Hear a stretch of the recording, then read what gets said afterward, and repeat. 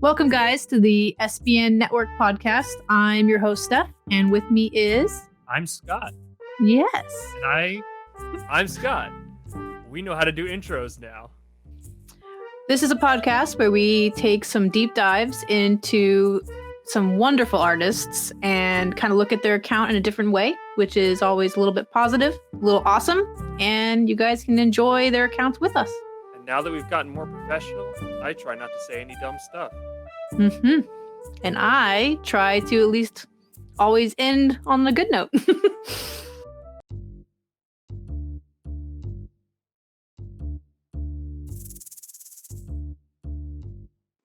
Okay. There it goes. And there is our thing. We are here. We're beginning. And we are talking to, and I will forever, I said this once a very long time ago, you will forever be Tourmaline. That is your name forever. That is a permanent thing. You do not exist in a space where you have a last name, middle name, etc. You are simply Tourmaline, and that is it. And we are going to live by that standard here at the SBN podcast. Seriously, welcome. So excited to have you on here. You are such an interesting person in the community. You are an important part of the community from a lot of different angles. You are partially toy photography historian, partially just surrealist artist. You're everything, and it's very, very cool to have you on here because you check a lot of boxes. And I'm happy to actually talk to you and see what's going on in your head. So this is going to be fun. Well, welcome. And so I can't follow that up. That's going to be the introduction of introductions right there. I'm excited for this too, because it's going to be a lot of dialogue. When I started pulling, I'm sure you saw me liking like stuff from like 5 or 6 years ago. I didn't realize how far back your feed went. And one of the things I realized on Instagram, we don't really when we start following someone, we don't really realize the time that goes past and for how long you've known somebody. Eva Greater Beast came and visited me and she told me it was like 6 years since we met on Instagram. And I was just like, that's a long time, but you don't realize how long someone's been in there. And you've been in the game for a long time on Instagram, at least. Yeah. So, how long have you been doing this? I'm going to pull it up, Scott. You ready? Toy photography since like 2008, but Instagram since like 2012. Mm-hmm. That's wild. That is absolutely wild. Pull it up. Oh my gosh. That's fun. That is fun. So that's not a toy photo. But so I wasn't necessarily putting toy photos on Instagram right away. But hey, you got some gold though. No, that is really fantastic. Oh God, I love when it works out like this. Why did it work out like this? It's like the time and the universe and everything just comes together and makes things like perfect. Okay, yeah. So you started toy photography before toy photography. Let's be honest, before toy photography was really like a more known thing. It has become a lot more. People know about it now. It's weird. It's strange. Like people actually know what's going on with toy photography. But back in 2008, and the only reason I know this is because I started thinking about it back in the early 2000s, was something I had wanted to experiment with, and I never did. I waited until COVID to do it. It took me years and years to actually play with it. Why in the world did you just decide to pull out toys and start photographing? I was in high school and I illustrated scenes from William Faulkner's As I Lay Dying for an English project using toy photography. And that was it. You got hooked in. You got dragged in then from that point on. Yeah, or did you take any breaks? I didn't do it like insanely consistently, but I continued doing it. Oh my gosh. Okay, that's hilarious. I like that. That's what made you do it. But that brings me into the next question I have. Like, so obviously your background goes beyond toys, and a lot of the times the people on here, there's that interest in toys beforehand. Either they're like a Lego collector or they're a Star Wars collector, and then they gradually work themselves into taking the photographs of them, and that becomes their way to get them captured. what is your art background? Like, where do you come from? Where does your creative side begin? And then slowly, where does it evolve into the toy aspect of it? I think it kind of always overlapped a little bit. Like I always did crafts with my mom and my grandma, just everything. And then I always liked teensy tiny things like Polly Pockets. And whenever those things could collide, I guess, it just always intermingled of always liking painting and mushing things together and always liking That the makes smallest sense. things. And Okay. yeah, So you liked craft. You liked the idea of craft.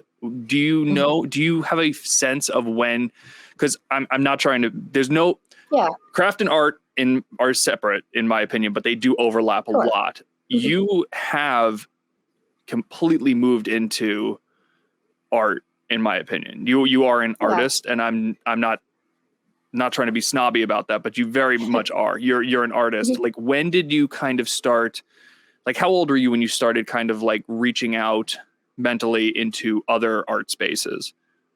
Like beyond just what you were doing, like with your family and stuff? Or was your family always involved in like fine art, more like, did they influence you and inspire you to look for that stuff? It's a little muddy, I guess, to be honest. I do know that when my mom would plan crafts for us, like she'll tell stories about me insisting that I could do it, like on doing it my own way. That I wanted to like take what she had planned for us and like insist on doing it the way I wanted to. And she'll say that it always turned out better when I insisted on doing it my own way. Yeah, and then also rules. like, I know. Good. So I was snobby then. No, Good. no, but I know in high school I got more involved in like art classes and photo classes and kind of fell in love with the dark room. But in that, I already kind of knew I liked photography, but I liked with the darkroom that I could like put my hand more into it, but it still didn't feel like enough. And while I do everything digital now, it's like when I found toy photography more, I liked that I could build the scenes and fully create the scene that I was taking the picture of, that I could like fully put my hand into that final image. So it's like, I don't think until I found toy photography that I really felt like I was making the image I wanted to make. So I think for a while, like I was wanting to do art and make art, and I was participating within it, but I hadn't found the art I wanted to make. Yeah.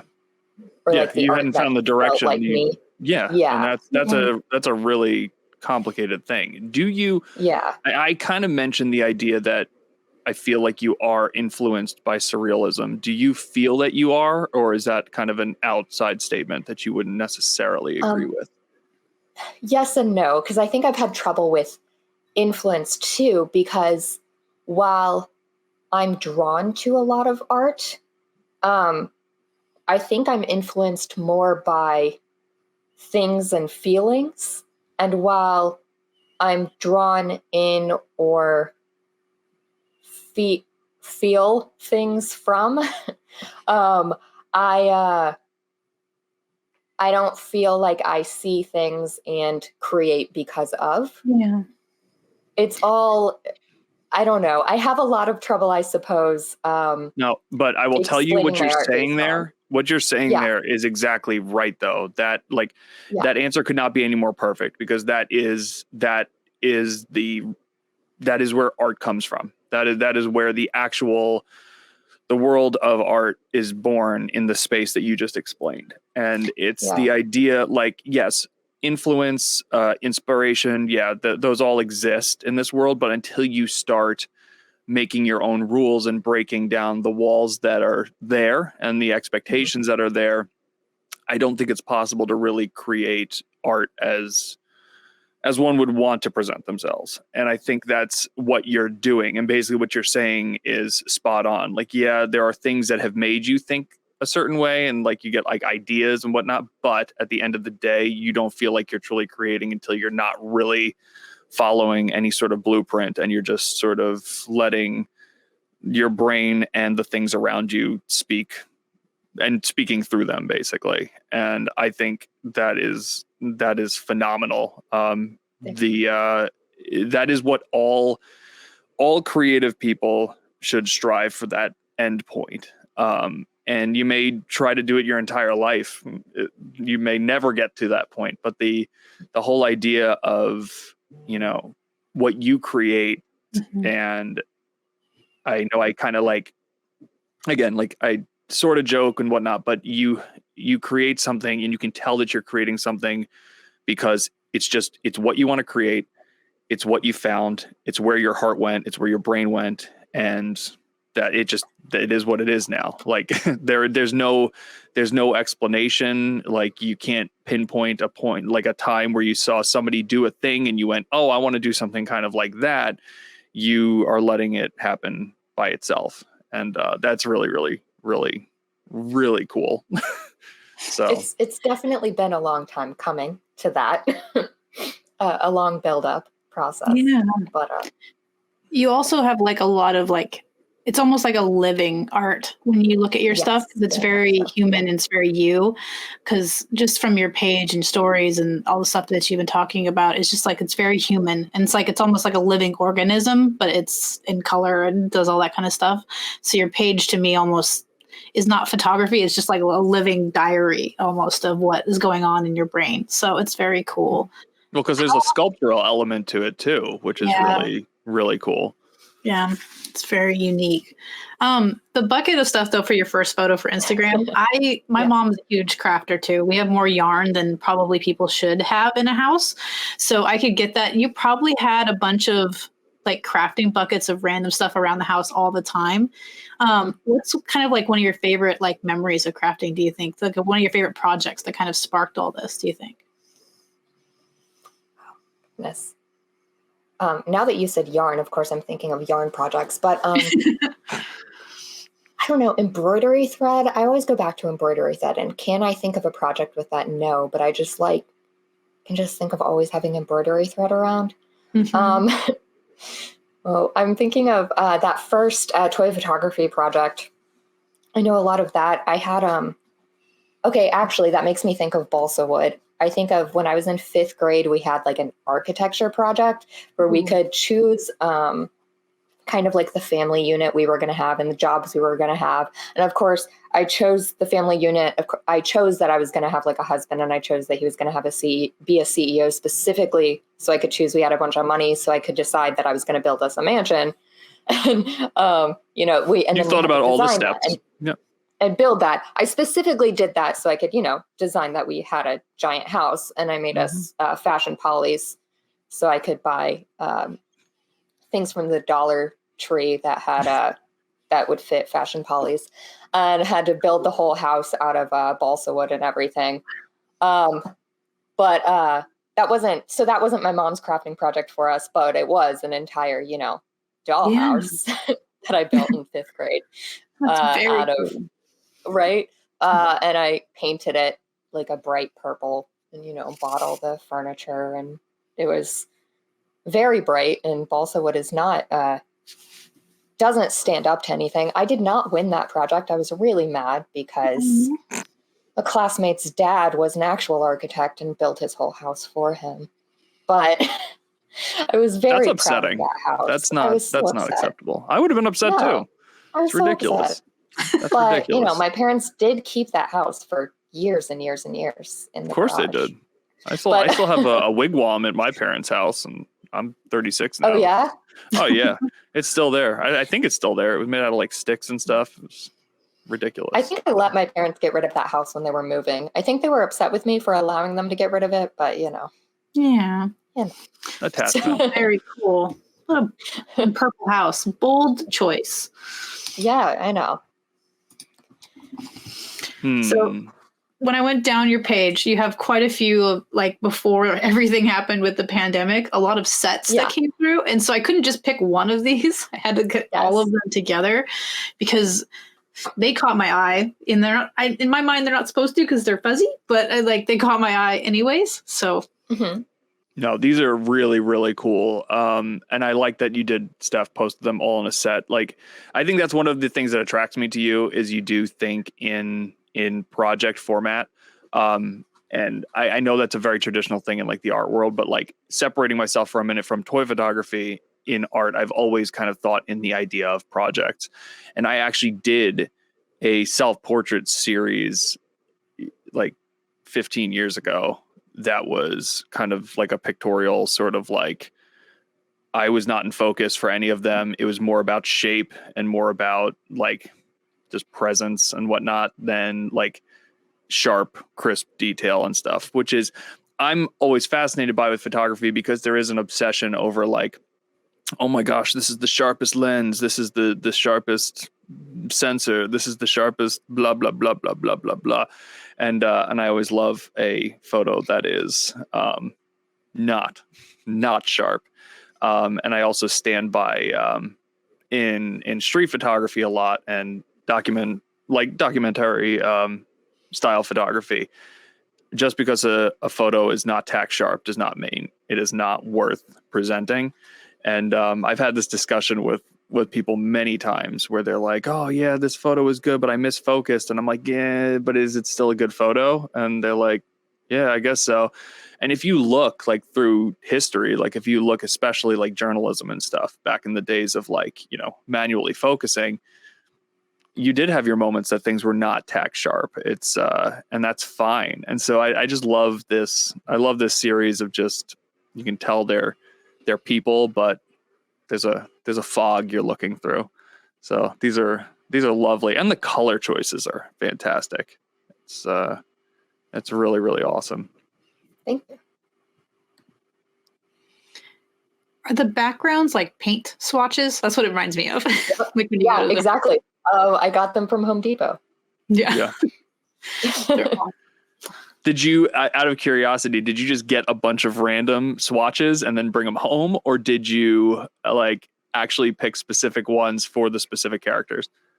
In this case, they weren't exactly random. They were from like this same set of like they had different sets from certain like ideas of how you were going to decorate your house or whatever. So they weren't picked for these specific things, but they were like kind of these, I don't know, 10 or whatever things that you're supposed to use for a certain idea for your home or whatever. But so they were all within a same kind of color range. But they were picked on the same day that I was kind of picking things for a same range for a different figure. So Gotcha. I don't know. Kind of, yeah. No, that makes sense. Kind of on theme for something else. So obviously you kind of said you get inspired by the things that you find and the things that you get, and those kind of grow your idea and your concept and whatnot. Little characters like these. So did you seek these out, or did you just kind of, is it the kind of thing you come across them? You're at some place, you find these little tiny figurines and you grab them, or do you search for them and, hope to create something once you have them in your hand? So these are major scale Praiser train figures that are about like this big. There are not many women figures in those. So these I actually bought online. Just knowing I wanted more women figures in some things. So these were a little bit of a different buy in that this is one of pretty much the only sets you can get of female figures. And it came of a set of 5, I think. So interesting. So these are 4 of 5. Interesting. Sorry, my cat is joining. Oh, that's fine. Crew. Animals are allowed in. Yeah. They come in all the time. He's just jumping up in the window and was having issues because I had the curtain closed. No, these are just, they're, I love the presentation of them.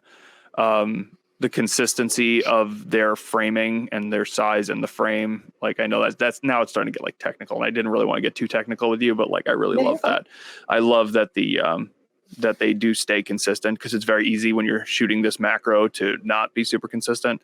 They look really, really, really great. I love the brightness of them. They fall into such a nice perfect space. And the focus personally, I think is like right spot on where you would want it to be. It's not so far out, but not so far, like not too close to focus. It's because that was something I played around with a little bit when I was thinking about doing yours. I was like, I'm gonna let something go a little bit, and I kept letting it go, and then I would go a little too far one way, and then I would come a little bit too far the other way, and I was just getting annoyed with myself, and I was like, oh, this sucks. This is terrible. This is not going the direction I wanted to. But these are just lovely. These are absolutely lovely. Have you printed any of these and like shown them anywhere? Yeah. Actually, can I show you something? Can you give me 1 second? Yeah. By all means. Okay. 1 second. Take 3 seconds as you want, because I want to see. I'm excited. I want some. I know, that's why I'm like wondering. I had to ask. This is going to fall apart when I unfold it, but hang on. Oh, okay. Hang on. There are 2 more pieces that fell off, but you'll get the idea. That's okay. Things fall apart.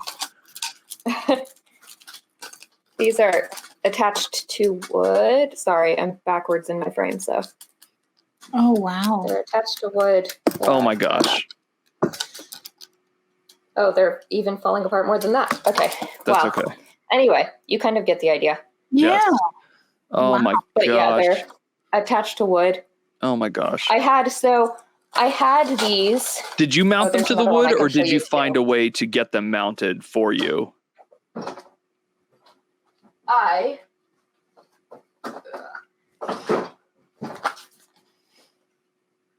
Yes. mounted them. Yes. That one's on canvas, but then mounted to wood. I mounted them to wood. Yeah. But there was a local cafe in town that closed down due to COVID, which is why I now have them at my house. That I had the large one. I had 3 of them on small canvases and then a large one. And then I have the 4 that are mounted to the small pieces of wood. Sorry, I'm out of breath because I ran to the front to get the ones on wood. I'm sitting here and I'm out of breath, so don't worry about it. You're fine.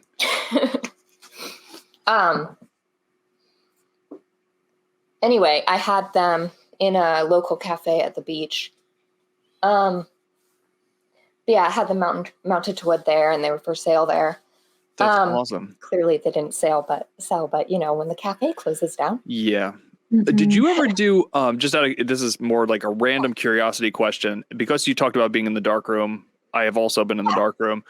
Did you ever do like Polaroid emulsion transfers or anything like that, where you actually can separate the Polaroid film from the Polaroid and put it onto something else? I didn't, but I've seen it done. It looks really cool. It made me think of that, like the idea of mounting it to wood. I could picture you doing something like absolutely wild like that, like where you just take Polaroids. No, I've done some. I've done some other kind of alternative processes, but not recently. Yeah. Mhm. God, so cool. I love that. I love that you print your stuff too. Like that is so It's been a while, but yeah. important. As a photographer, it's so important to print your stuff, no matter what kind of photography you do, because especially in the world of digital now, having something tangible, like if you're a sculptor, if you're a watercolor artist, if you're working in oil, anything like that, you have that end product and it's finished and it's completed and you're holding it in your hand. When you're a photographer, if you never print that, there's always sort of this, I feel like this feeling of like incomplete, like, I don't know, like it's not truly finished or something. I don't know. It's weird. That's the only way I can describe it for myself.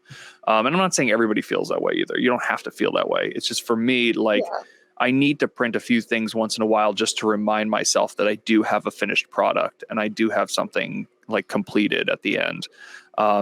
Because I don't paint. I'm not a good illustrator. I've tried all of these things, for the record. They're not my forte. And I've always been a little envious of people that have that like conclusion, like, here is your end. This is what I've created. Here is point B. We are done now. Like, move it onward. So I do like that you print your stuff and you've put it out there. That's also important. My dad gives me crap about that all the time. He's always on my ass about putting my stuff out there. I need to more often because I've typically, or so far, the local places I've shown with have ended up closing down. So what does that say about me? But You're cursed. No, I love it. That's I know. awesome. No, so I need to, do it even when I am not showing at places. Yep. 100%. But 100%. Have you done a gallery yet at all?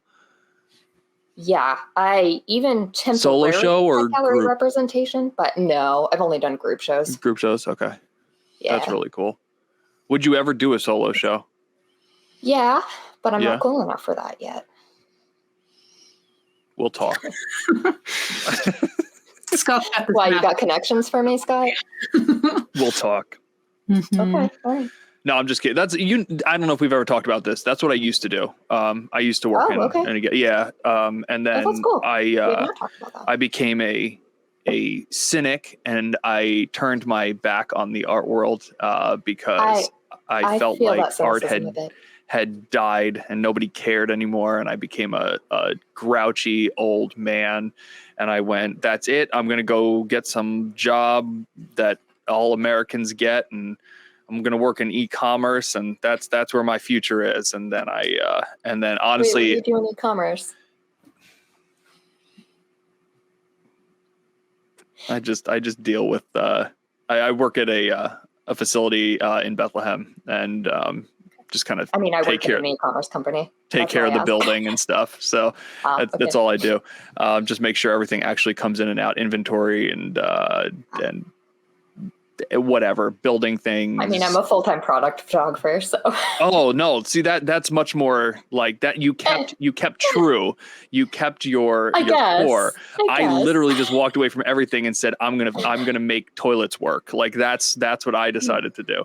I was like, this is what real people do. I'm gonna do this, and then that was it. And so I work in like it's very long roundabout stuff. You do what you got to do. I do what I got to do, and it's fine. But yeah, I just, until toy photography, I got away from music. I got away from art. I stepped away from everything. I just didn't even want to look at it anymore. You're doing this. Now, yeah. It's actually funny because I will tell you this. My closest colleague, the two of us kind of like run the department together. He did the exact same thing. He went to school for fine woodworking and got disheartened, and he left and got a job working on like oil rigs in the Gulf. Like that was what he did. He was just like, that's it. I'm done with art. I'm done with music. I'm done being creative.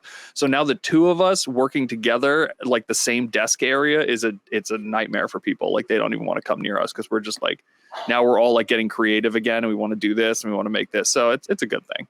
But yeah. So there you go. I don't even know, where did that rant come from? But point being, from the heart. It came from the heart. This is fantastic. Yep. This is absolutely fantastic. Thank you. Oh God, this is your idea of, you just let things kind of grow. I have my moments with pop culture. Yeah, you do, clearly, which is really interesting. I love that. Like I even pointed that out, but again, at the same time, you're really good at just sort of, you let them do whatever your brain wants them to do. You don't follow any sort of like rule necessarily. You're not catering to people interested in the pop culture. You're catering to yourself and your own vision. And I think that's what makes you appealing to a lot of people, is you're creating, you make great things. And this is no exception. What is the backdrop? What did you use? Glitter scrapbook paper. Glitter scrapbook paper. Very, very, very cool. I absolutely love this. Yeah. I absolutely love it. And it was just cellophane for the bottom portion.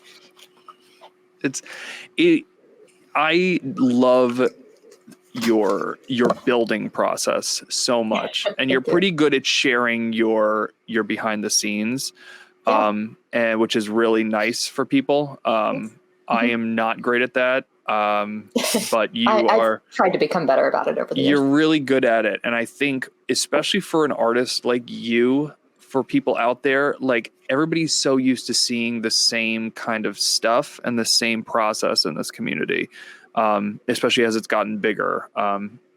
reiterating, nothing wrong with that, but it gives people an opportunity to see something different. And I think when they get to see your behind the scenes, they see somebody who is just going for it and seeing what happens. They're not, you don't, this goes back to our first conversation, is you don't follow the rules, which oddly enough, there are some like rules, and there have become like these structural elements of toy photography that's really weird.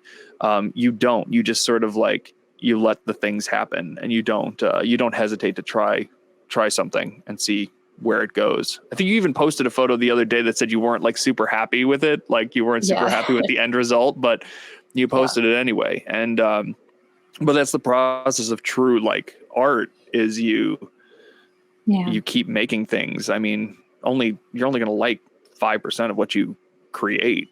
But that's what you're aiming for. You're aiming for that 5%. That's what you're trying to get to.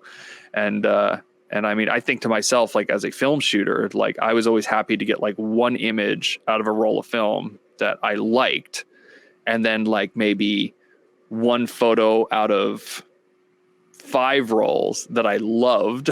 And that was like a success to me. So it's, I like that you even posted a photo that you weren't super sold on. Yes, of course it is. Of course. No, because that's the thing with the Instagram algorithm. What is it? You're supposed to post like 4 photos a day on Instagram for them to like promote you on the feed. And it's like, no, that can't happen. No, I'm lucky I get 4 a month if I really. Yeah, I know. That's what I was going to say. No, absolutely not. No practical on this, though. No water or anything. It's just the cellophane. Yeah. Yeah. Very cool. That is so cool.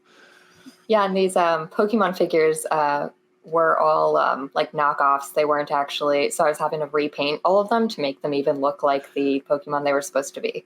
That I was going to say, I started to think that maybe you had repainted them. I like that even more about it. I think I like it gives it your feel and your tone. It matches the tone of the little train scale figures that you use. Yeah, like it matches that kind of that paint vibe.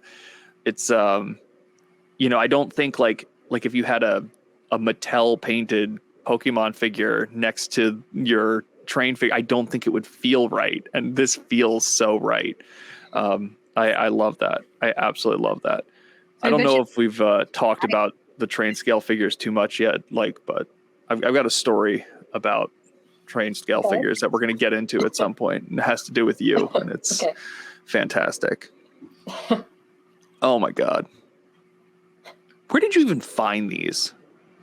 Okay, I had a very short stint at a local toy company where I got the toys. It was like an impulse toy company, so those toys you buy for like $1 to $3 at like a cash register. So I got I could buy toys from them at cost, and this was one of their toys. Were you doing product photography for them? Is that what you were doing, or? That's what I was hired for. But either product photography or like digital asset sort of stuff. So I bought these while I was there. And this is one of the images I made with them. Not for them, but... no, just for you with their stuff. Yeah. Yes. No, it's great, though. It's great. This is... Thanks. I love that. And I love... Your colors are just stunning. Like, I like that you'll try anything with color, but it always works for you. Like, you have some of the boldest combinations in the world, and it's great. It works. And I love how saturated you got this too. Like, I think that just adds to the balloon aspect of it. This is so weirdly awesome. It's so good. I like it because it's the 3 colors that you can like change in the Photoshop thing too, because it's the greens that you have to do with the cyan and the magenta. Yeah. So it makes me think of just photography in general as a concept, and it's just cool. So it's very cool. I was doing a lot of too. I think I was thinking of it like that a lot when I was doing it too, because I was doing a lot of color replacement for them at the time. I mean, these were the colors of the items, but they would bring me like one color of something, and they'd be like, "Well, we're going to be selling it in these 6 colors, so please make them these colors. But like make it all these colors for us." And I'm like, "Yeah, how quick do you need this?" Yeah. Happens. The world of product photography. There we go. The naked fairies. So Mhm. here's my naked fairy story. So I was gonna do a naked fairy shoot. It was very like, it was clearly like, somewhat ripping you off, but I was like, you know what? I really loved these series. Like, I thought they were really fun, and I don't typically just try to like take somebody's straight idea, but I was like, you know what if I just had like Grogu out in the wilderness surrounded by little naked fairies everywhere. So I did not realize that these are, at least in my area, difficult to come by. I go into, we have a really big hobby like train store by us for like different kinds of things. And I go to the back of the store where they have all the small like HO figures and train scale and whatnot. And I said, hey, do you have naked fairies? And I just straight up asked the guy, and he looked at me. No, did not think it was weird in the least. That was the best part. He just looks at me and he just goes, I think they might be a discontinued line. Hang on a second. And he goes on, and he's like on his computer, and he's looking, and he tells me like who made. I don't know if you have the same ones, but that class of Praiser, thank you. Yeah. Prize, yeah. And he goes, yeah, that's who makes them, and they don't make that line anymore. And I'm like, oh man. And he's like, he said, well, we have clothed fairies. And I was like, well, they kind of need to be naked. And he was like, okay, understandable. He goes back on his computer and he goes, we have other naked characters. I'm like, no, don't worry about it. I was looking for naked fairies specifically. I was looking for a very specific thing. And he just was like, oh, yeah, I understand. No problem. Just let me know if I can help you find anything else. But yes, I actually went hunting for them. And because they are so fascinating, and I really love what you have done with them. I love the light through their wings. I love, where you place them. It really takes your brain somewhere. And I loved the series when you did it. It was beautiful. I didn't know they made closed ones. Yeah, apparently there are little fairies with clothes. I don't know if it's the same company. Get an email that the standing ones are back in stock. Mhm. So if you want naked ones that are standing, I might have to do that. Apparently they're back in stock. I can send you the link. That's good. You might have to send me the link for them so I can try another time. I'll have to refund that email. Please do. But yeah, I just always buy them. All the train stores near here closed down a few years back, so I just always buy them from this one website. Yeah, we have a really it's really big. It's like right down the road from here, and I take Elliot in there I take him in there periodically now, because he likes to go there because it's cool. But they have all the little small figures. Yeah. They have the structures, the tracks, the diorama stuff. Like, so even if you're looking for like static grass or something, like they have it there. Yeah. It's really pretty cool. So, but I went hunting for them and was not successful, but this series is lovely. It's I also love what you did with these, where you had these kind of like windows into their world sort of a thing. Mm-hmm. Like you kind of framed them like we were like peeking into their existence. And I thought that was just really, really nice. I really love what you do there. Another thing I really like that you do with some of these and some of your photos that where you build up like a full set is your focus. And I was going to say to Steph, this is something I was going to complain about that I just failed miserably at. Your focus is very, and I know you said like you're not necessarily influenced by anything specific, but like it's got that surrealist feel where everything matters. Everything that's happening in it does matter, and it's not about just the one character. It's about like the patterns and the colors and the experience and the elephant that's over here and the angel that's standing over here. All of that is part of the image. I did not do that. I meant to kind of do that with like the geometric shapes and make them all kind of like a pretty large depth of field, but I ended up not. And didn't really realize how not I did it until this morning. But that's something, and if we may get to some photos of yours that have that, what I'm talking about, but it's, if you have, one of your characters laying there and you've got like cubes in the foreground and you've got, some coloring, like colored sparkles, like in the back, all of that stuff, you'd like to keep it kind of focused. We're going to say that. And, I just think that that's really cool. It's something a lot of people, especially with toy photography, do not do. The whole thing with toy photography is, focus on the toy, let everything else kind of go away. So it feels more real, but you think about it more as a total image rather than an image of something with accessories. Does that make sense? Yeah. Yeah. There's a and ramble. I try to. Yeah. I think, and sometimes I'm more aware of that than others. Definitely depends on the day.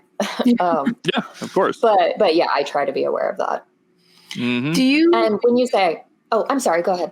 No, as I say, when you go to like frame something like this, Mm-hmm. do you start small and then work your way out and then try to like move it around? Because like the top like left-hand corner of this is my favorite part of this entire thing, is because you actually went over enough where you could still see more branches to like go out. It's like what Scott said, the focus is kind of the entirety of the frame, but I'm trying to figure out it because I know you look in the little viewer. I use the thing because I can't see very well.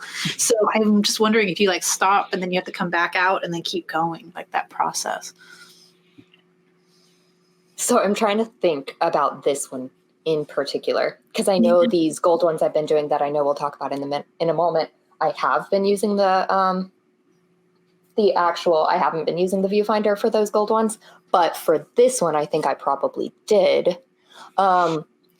So I think it kind of depends on what lens I'm using also. And this one, since I was shooting in, it's kind of this orb, actually it's right here, hang on. Orb. I was shooting into this. Oh. So I had these fairies in here that I was putting in with tweezers and sitting on these little like twigs I had pushed through there, and then they were resting on it, like balancing on it. I think I had some like sticky glue on their behinds. Oh, there's even a fairy still in there. I don't think you can see it though. But anyway, so I was having to get the camera kind of focused on it, then look in the camera and frame it from there, and then look in there and, go from there. So it wasn't like a quick process by any means. No, I didn't. And I was having to like turn. I had the ball on like kind of a wooden Lazy Susan that I brought home from work, because kind of a perk of being a product photographer is you get to keep some of the stuff you photograph for free. So I was turning that like teensy tiny increments to make it lined up with the camera a little bit better, and then getting it almost framed how I wanted it, and then cropping it a little bit after the fact. So yeah, I guess to come back to your question, I was trying to get it almost exactly like this. Almost like as close to this as possible. Yeah. So you're moving the actual products versus moving yourself in the camera. It's like you're that's because really hard. Because what I'm photographing is so tiny compared to the lens in the camera that it's a lot of times easier to move that, unless the fairy is falling every time I'm moving it. Then I have to adjust the camera a little bit instead. So it's a lot of back and forth. That's the world of toy photography right there. Yeah. Toys falling on you and figures falling all over the place. It's crazy how small that was. Just holding up that orb gave me a little anxiety. So well, these figures, they're so small. Like these trans figures, so tiny. If I can get it. Well, and that kind of comes back to Scott, your last question about, I just dropped I was going to try to show you the fairy, but she just fell. That kind of comes back to your question about like me looking for stuff versus to photograph, or, like finding stuff that inspires me. I think you were asking. Yeah. Like this, I was at Michael's for another reason, and I wandered on this like ball that I photographed these fairies in. It was like Yeah. on sale or something. And I decided I needed it for fairies. Then you made it work. Well, and then I was like, well, I guess I need fairies. Yeah, and you just kept going. Oh my gosh. Well, Steph knows this. Like I am such a collector of junk and stuff. See, that's why they're so beautiful. They're so tiny. Oh my gosh. They're so beautiful. That was sort of what I had what I've kind of done in my toy photography, my own stuff, not when I'm trying to do other people's styles, is I collect like broken machine parts from my job. And broken, just anything, broken door panels and broken, anything that's like anything destined for the trash that looks kind of interesting, I will take. And all my guys like know to put stuff aside for me too. Like they will say like, I've genuinely been considered, because the building, it's a 500,000 square foot facility. And I've genuinely considered making a box, because every single person in there like knows what I do. And so if I put like a box somewhere that just said like junk for Scott, like I swear like people would find things and just throw it in there for me. And I need to start doing that because like anybody, like one of the mechanics will come over and be like, check out this rotor. Look at it. It's so space looking. And I'm like, yep, that's perfect. I'll take it. Or like I've had the guys literally offer to like cut a piece in half, like, I'll cut it up for you right now. Give it to me. It's hilarious. They get so excited to give me things. But I know what that's like, that feeling of like, you are collecting things. Mm-hmm. You look for things that make you think, that inspire another thing, which inspires another thing, which inspires another thing. And then, you keep adding to it until it becomes what you want it to be. But I think that's something that I've always liked about your feed, and because I've followed you since very early on in my interest in toy photography. And I think that that's sort of what has got my attention, was your use of just stuff, and you find things and you make that work. And that is what I do 90% of the time. I don't have a ton of time to build cool dios. I don't have a ton of time to, really invest in that.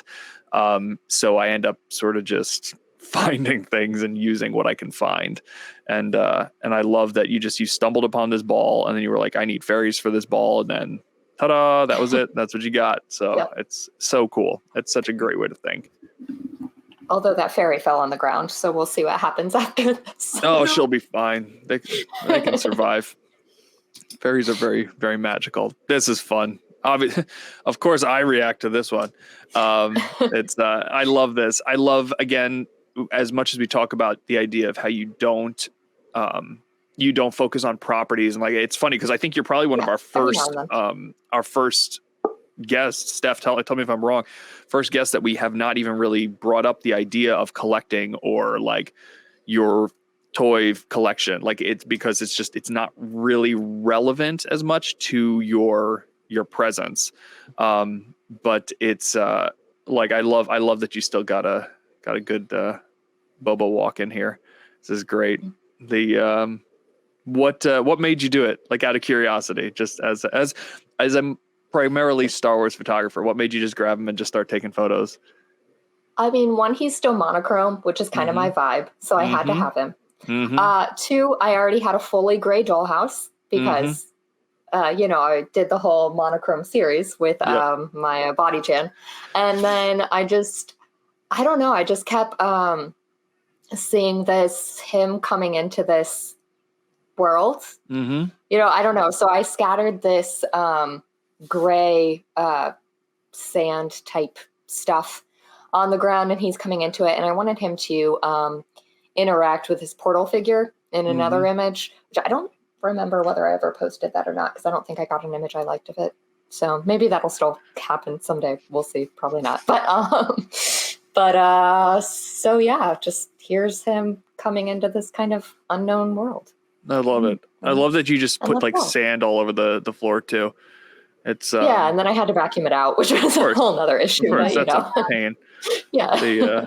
That's great though. It's a series of Todd Hido I think where he did like the aftermath of New Orleans, and it's just sand in houses and rooms. So it's like images of rooms and the sand on the floor. It just reminds me of that when I'm looking at it. Like, obviously that has a much darker tone to it, but it's like this is such a good image.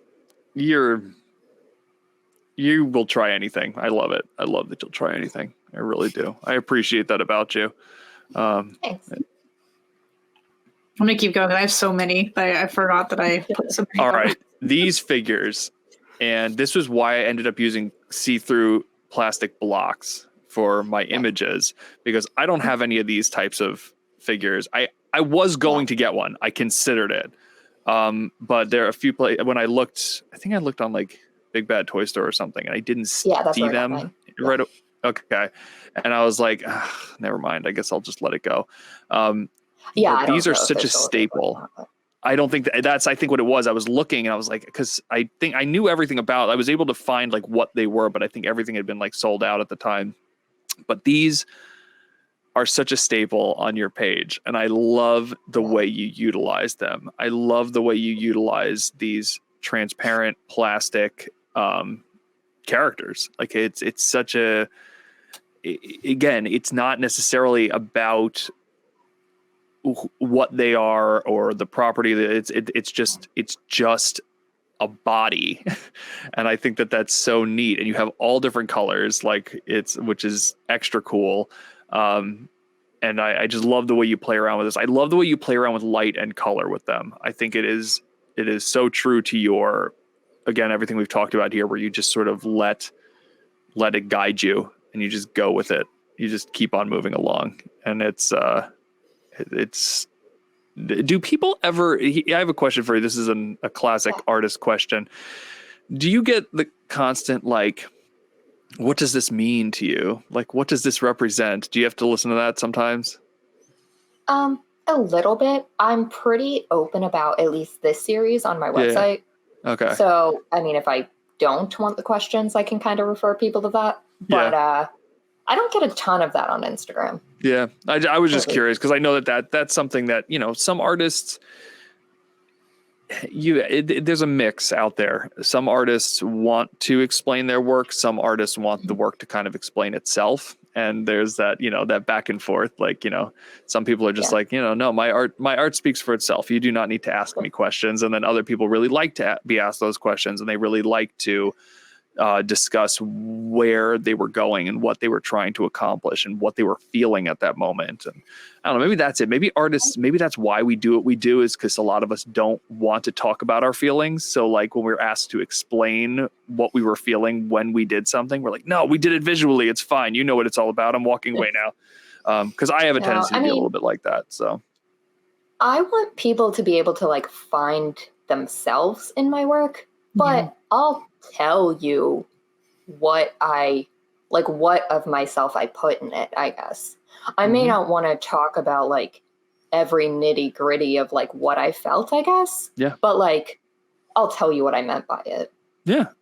Oh, I think that's a very healthy way to approach it. I think that's perfect, because I do think you're giving people enough. You're still allowing for that, like, that 50-50 relationship between the viewer and the creator. But you're also grounding them in some sense of like, this is where I was going with it. This was my, like, here's my artist statement. This is this. And now the rest is up to you guys. Go figure it out. I think that's a really cool way of doing it. Like, they at least have some sort of foundation to base their own personal storytelling on. So, yeah. It's always really cool figure choices too, because like even though you don't collect in the same sense as the rest of us kind of do, the figures you do use and pick up are just so unique and so just interesting. It makes you look more on the toy pages almost sometimes, but like maybe there's something else that I'm missing instead of just looking at the newest Batman. So it's kind of fun. Yeah, because I do have a pretty extensive collection, even if it's a weird one. It's good though. Unique. Yeah. I hope people see your work, and this is what I like. This is obviously my optimistic vision of what people will get from your page in general. is I want people to see your page and want to think less about like appealing to people and getting a certain amount of likes and getting a certain amount of comments, and focus a little bit more on just letting themselves have fun and experience the process of creating. There is in all aspects of this world, I feel like with social media and things like that, I think a lot of the times we forget about just doing things for the sake of doing things. And it's something I kind of harp on a lot, and I don't mean to be too preachy, but it's sometimes we need to not necessarily worry about we don't need to even necessarily worry about the initial idea or the end product. Forget both of those sides and then just play around in the middle. And I think, again, we get ourselves trapped in these, and I'd say we just as general, this is for everybody listening, get trapped in these ideas of why am I not getting any attention? Why is the algorithm screwing me up? Well, you know what? Like walk away from the algorithm for a bit. Take a week and don't think about what the end result will be. Just go photograph because it's something you want to try, and just see what happens. And I think that's just a really, really healthy relationship to have with your art. And that's easy to say, because it's harder to do because it's not just social media. I mean, this is art since the beginning of time. You're doing it to get a response from people, and when you don't, they can be a little that's why there's so many depressed artists out there and whatnot. And so I recognize that's easier said than done. Yeah, art in the Instagram age is not really a fun art game to participate in, but that's, you got to learn to participate in it in spite of that, I suppose. Mm-hmm. Absolutely. Yeah. This is awesome. I love this. Where'd you get that boat? Please tell me you made built it. I was going to say, I was about to say, I was hoping you were going to say I made it. That's fantastic. The water I made out of clay. See, this is what I'm saying, people. Just do things. Just do things. Stop. And the sky is painted. So all of this is just. It's gorgeous. It really is gorgeous. What made you do it?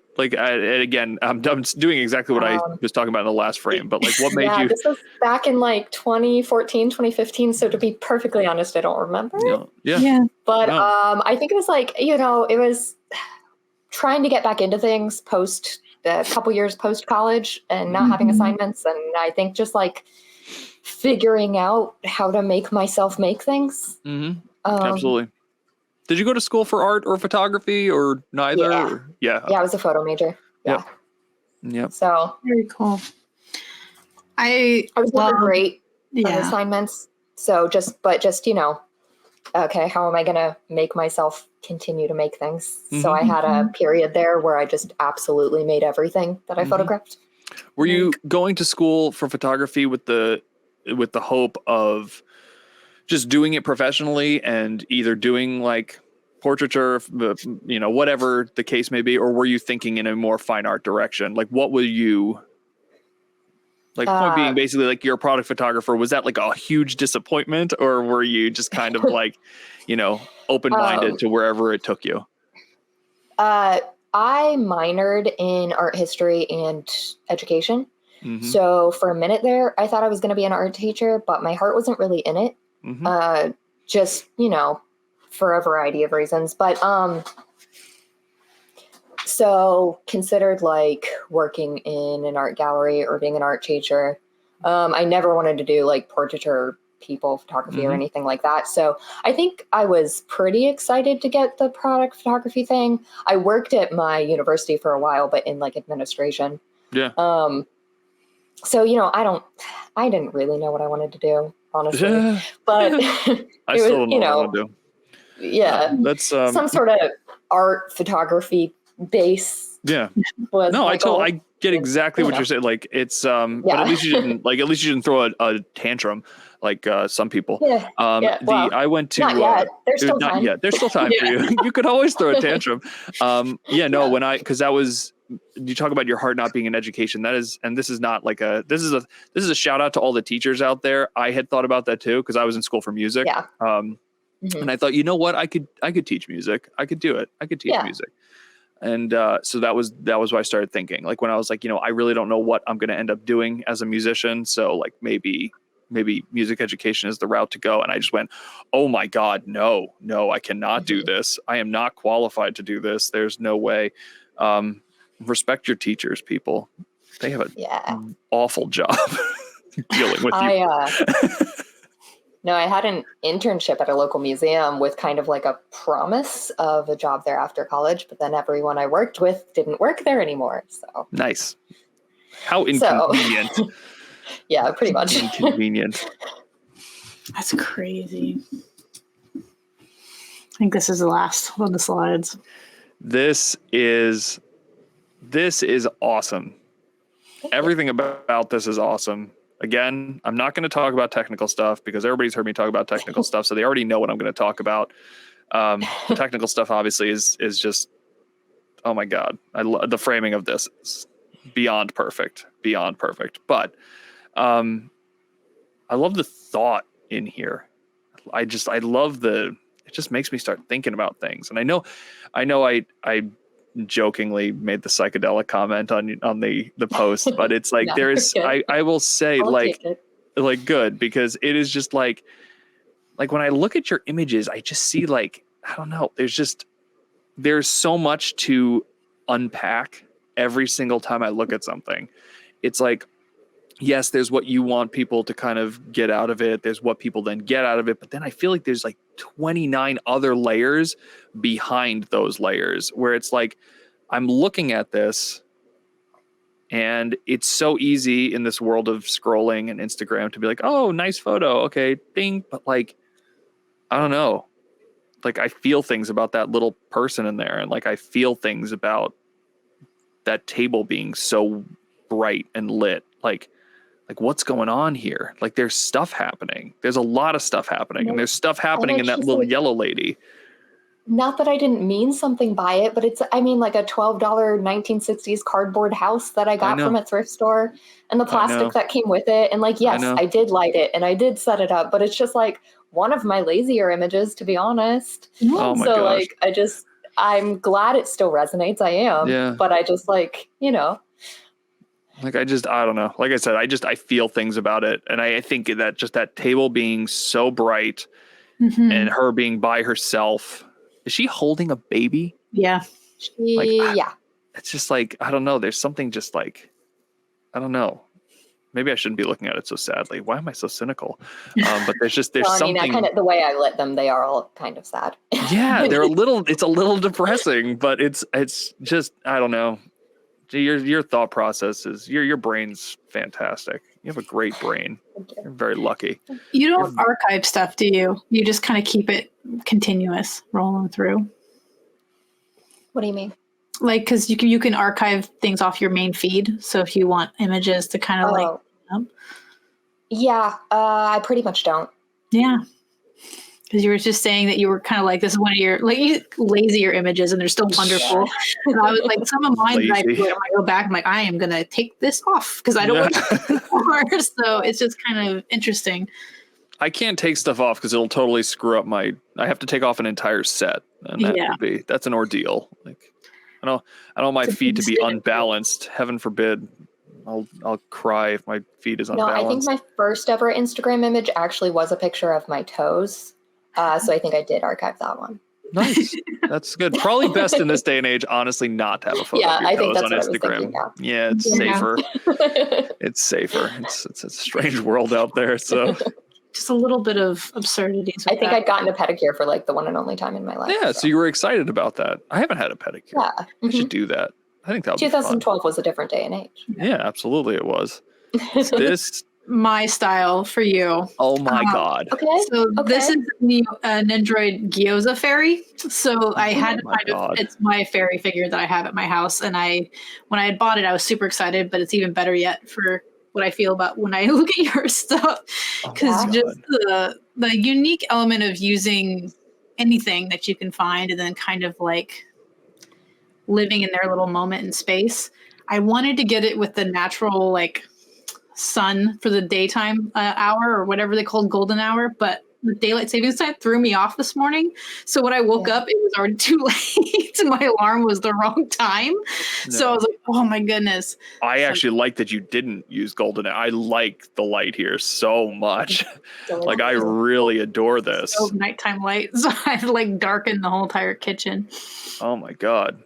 I don't know. Steph, this might be one of my favorite style ups that you've ever done.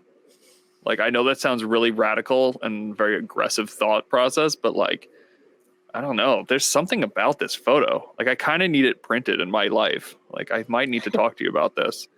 Like, so fascinating. Huh. Look at all that It's just light. literally is most of Tourmaline's photos are based, it's the very human element of the subject, and then put them into a situation where you kind of just tailor to the objects that are around them, and then it's your brain. So my idea of him oiling the pan for his own doom was kind of like a thing in my head. Yeah. And getting to writing it. Like it's very I just love that you did what I failed at, and I love that you can you have all of the elements pretty clear. Like it's pretty obvious, like not what they are, but you can see the lines, you can see what's happening, you can see all the subjects. All the like congruent shapes, like all the lines that kind of swirl. Yeah, around. Right? Oh wow. Steph, this is literally one of my favorites. I love the little dumpling head that just it's just below the little pan line there, and you can see that perfect little black millimeter of space. Oh, it's so lovely. What an image. I would not have made it if we didn't have Tourmaline as our guest. No, so absolutely. What an image. Holy crap. All right, wow. You ready for Scott's? My geometry. That's my little Greedo and his little spice stream. These this morning, but I really love the colors you got here. I wanted to do some colors because I don't typically do a whole lot of like multicolored images ever. So I do know that, but I think this still works really well with your style. Mm-hmm. Yeah, it was still fun. You still like the colors still work with your style in that they're like still kind of muted, if you know what I mean. Oh yeah. Yeah, it's my Elliot's little magnetic blocks. He's got these like little magnetic block things that just stick together. I was wondering what these blocks were. Yeah, and I started kind of laying them all out and playing around with them. I was actually playing with them during the day before I took them, and I started making little shapes and stuff, trying to see like what they could do. And then that was when I was just like, you know what? This is probably what I'm going to use for at least one of ended up being two of the images, but I'm like, I really want to play with these. But yeah, it was definitely fun. It was something I hadn't used these, and I had never used like bright blues, greens, yellows, reds, all these colors in one image. I like the colors of him match the colors of some of the blocks. Mm-hmm. Yeah. It was fun. This was one I was excited to play around with because it was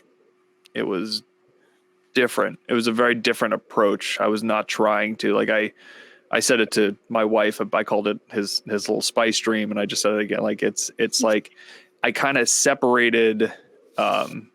Even when I do photos in other people's styles, typically there's sort of that real world feel to it, and it feels like you're still in a space that could exist. I wanted this to kind of feel a little bit less like the real world. I wanted it to feel a little bit more like a place that shouldn't really exist. He's trapped in a dreamland. Yeah, exactly. So trying to like kind of explore and find his way out. So it was fun. I had a really good time with this one. I had such a blast, such a freaking blast.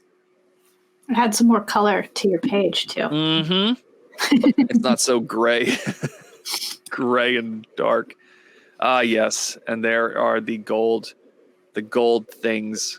I love the direction your page has been recently with these gold elements. I think they are so cool. It is so the idea of these found objects and whatnot. Like it's what we went back to your first image and there was a pile of gold, and now we're at gold again. I had forgotten about, but what brought you back? Like what? I do really like gold, but I don't actually remember what started me on this recent gold kick.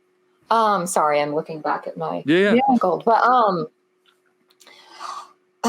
but whatever it was, I thought it was funny that this season's theme is exploration and discovery, because it's kind of what this series has been about. Yeah. I've been doing a lot of things recently, not just in this series, but in kind of the things I've been making since those ones we saw with those damn toys figures, just in kind of discovering myself, like learning myself, and like a relearning of myself, and relearning, I think, of what my life is going to be. Not to get kind of super into that, but just with there's been sort of a reshaping, I suppose. And these gold ones, I think, is just kind of a recognition that like life can be whatever I want it to be. And I can mold it to be whatever I want it to be. And that is it can be all the gold I want it to be.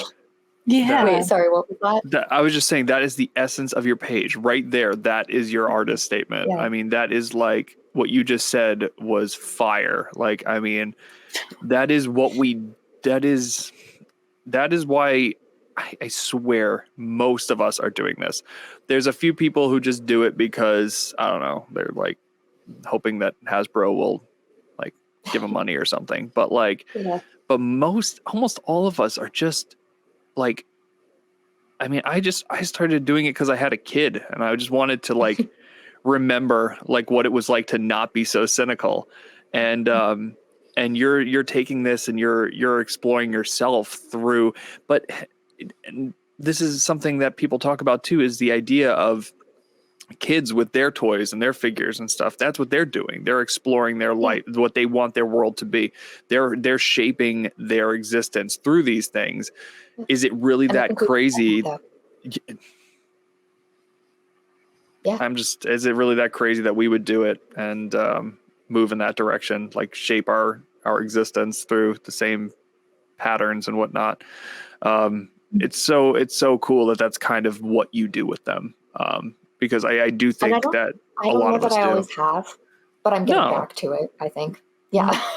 I mean, my own photography, like I look at like before I had gotten back into the toy photography and stuff, and I look at where the directions that it had gone, and it had gotten away from me. It had gotten away from me expressing myself. It had become more just like, again, attention grabbing, or like, how's this going to make me money? Or, you know what I mean? Like you start focusing on those elements, and it's good once in a while to kind of reel yourself in and get back to doing it for the right reasons. And it's just, and what you're creating now, I mean, you can feel you in it. Like, I think that's what's really nice is like, you know, I hope people can sense that. I hope people can feel that it's you coming through it, because that's what I see. Like, I don't just see somebody taking photos of stuff. Like, that's not what your page looks like. You can clearly see that there's thought behind everything, and you know, there's a process there, and you can see your mind. And it's beautiful. It's absolutely beautiful. The outfit she's wearing too, you've made for her, right? She didn't come with. Yeah. It's literally just a piece of gauze that is tied around her. Yeah. That's the greatest thing. Yeah. Lovely. That I had taken off and then had to tie around her, and it went worse the second time. But so, what made you get her? What was your influence? She's super detailed. I didn't have much of an influence. I had her for about a year before I actually used her in any photos. Really? So you kind of like just bought her on an impulse and then didn't really do much? Yeah. That's interesting. Interesting. It happens too. She's so perfect for this too, because like the way you let it and everything, her skin almost like it has a gold feel to it too. Mhm. So it's just like her skin kind of like absorbs like the color of the things that she's around. So Mhm. it's kind of It's really nicely cool. looking. I love the poses you put her in too Mhm. are very real. Yeah, it's nice because she poses well, or pretty well. I had Yeah. pictured a different pose for this one, but she didn't like it. That's fine. No, it's what you do with her though. Every photo that she's been in, it feels like real. It feels like a human. It's not overly posed. You're not doing weird articulation things that don't make sense. She's very like human, and I think that's what makes her, she's if someday there is a history book about toy photography, this will definitely, her character will be a staple in what your process was, because I feel like it's the kind of thing that would represents you quite a bit. I think it is one of your, I touched on this a little bit, but I would consider her a technique of yours, less so than a thing or a prop. Like she's almost like a brush stroke or an exposure style, or she's become like there's something there. Like she's more than just, something you're photographing. She's creating your vision. You're using her to create your vision. Yeah. So Thank you. I like that. very cool. And we made it. Absolutely. You, again, the great and powerful Tourmaline you are I did so important out there on the interwebs. I know you have some other things, like as far as documenting the history of toy photography and stuff. Are you still working on some of that stuff? Yes, I've had a lot going on, so I haven't recently, but I do have some stuff planned. So where can people find that stuff if they're looking for it? Toy.photography is Toy.photography. Awesome. Yes. Awesome. I do hope that someday when we're all dead, there is a book that you've created that is the ultimate, the core of what we were all doing at this time. I had sort of planned on one. I had kind of a table of contents, and that's where that ended. But that's art. That's what we do. That's maybe artists. Someday. That's how we all roll. Like, how many of us have unfinished projects that are just like sitting there doing nothing? I mean, look at my table behind me. Like, don't even talk about it. I pretty much constantly have like 40 blog post drafts that Absolutely. That's how we all roll. That's how we all roll. But seriously, absolute pleasure having you on here. Thank you for chatting with us. And yes, we will keep talking to you. I'm sure you will keep inspiring this community and giving people new ideas. So thank you. And I didn't have it here, but it's Tourmaline Now on Instagram. Yes. Which was, do we have that at the end? Did we have that on it there? Just it's Tourmaline. Yeah. Tourmaline Now though, right? Is it changed? Hang on. No, it should be the same. I don't know if it was at the end or not. Oh, there we go. Okay, I see it now. Yep. Okay, I'll change it. But we will figure out. We will post that too with stuff. Yeah, we'll tag you in everything. Yes. So, thank you. Scott tags everybody and everything. I tag so many people and everything. It's so annoying. I'm obnoxious. Only people I care about. It's only people I care about, really. That's it. We're going to end the broadcast now. Scott's going to drink towards the end. Well, y'all, thank you for listening to another wonderful episode of the combined SBN F-Stop Rebel podcast. Truly a pleasure. I hope you enjoyed everything. Remember, please do not grow up. It's a waste of time. I am Scott, F-Stop Rebel, and there's obviously Steph. Yep, I'm still here, and you can find me at Slag My Thrilla or the SBN. You'll see all the credits on the end, but I always want to say, just guys, stay awesome and keep it up.